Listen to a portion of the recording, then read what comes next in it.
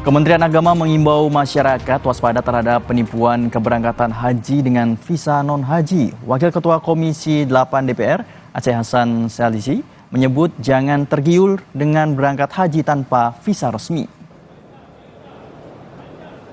Selain meminta masyarakat waspada, DPR juga menegaskan pemerintah dan penegak hukum harus menindak tegas pelaku yang menawarkan visa haji ilegal pada jemaah. Total kuota haji Indonesia tahun ini sebanyak 241.000 anggota dengan jemaah rincian 213.320 reguler dan 27.680 kuota haji khusus. Pihak-pihak yang menawarkan visa haji secara ilegal seperti ini, saya kira pemerintah atau penegak hukum harus bertindak secara tegas. Masyarakat tentu kami himbau untuk jangan tergiur, jangan tergoda dengan tawaran visa untuk berangkat haji tanpa dilihat terlebih dahulu apakah visanya tersebut adalah visa resmi haji atau bukan. Kementerian Agama mengungkap modus penipuan keberangkatan haji dengan visa non-haji, saudara. Di antaranya memanfaatkan visa petugas haji, visa pekerja, visa ziarah, dan visa multiple entry atau kunjungan beberapa kali perjalanan.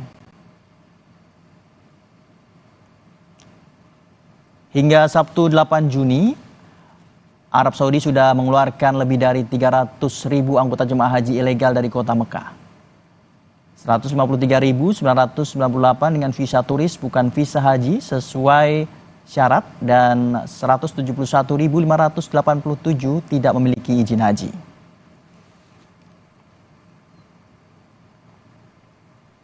Saudara, petugas penyelenggara ibadah haji atau PPIH Arab Saudi memberlakukan 5 skema untuk mempermudah jemaah melakukan rangkaian ibadah haji. Di antaranya skema murur dan safari wukuf. Kelima skema itu adalah badal haji, safari wukuf, skema murur atau mabit di Musdalifah, dan skema normal. Sementara safari wukuf lansia non-mandiri diperuntukkan untuk jemaah haji secara fisik lemah sehingga tidak bisa melakukan ritual ibadah haji secara mandiri. PPIH menyiapkan kuota sebanyak 300 orang, saudara. Yang terbaru, skema murur atau mabit di Musdalifah dengan cara melintas tidak turun dari kendaraan. Murur diperuntukkan untuk 55.000 jemaah lansia, resiko tinggi dan disabilitas. Pertama, ini yang paling tinggi angkanya ya, itu adalah badal haji. Siapa mereka? Badal haji itu adalah bagi jemaah yang sudah berangkat ke Arab Saudi, tetapi kemudian ditakdirkan dipanggil Allah sebelum wukuf. Nah, itu semua dibadal hajikan.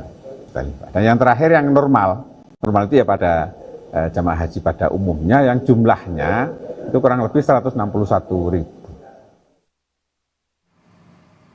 Tenaga kesehatan jemaah haji Indonesia disiagakan di Arab Saudi. Salah satu fokus yang dilayani adalah merawat kesehatan haji lansia.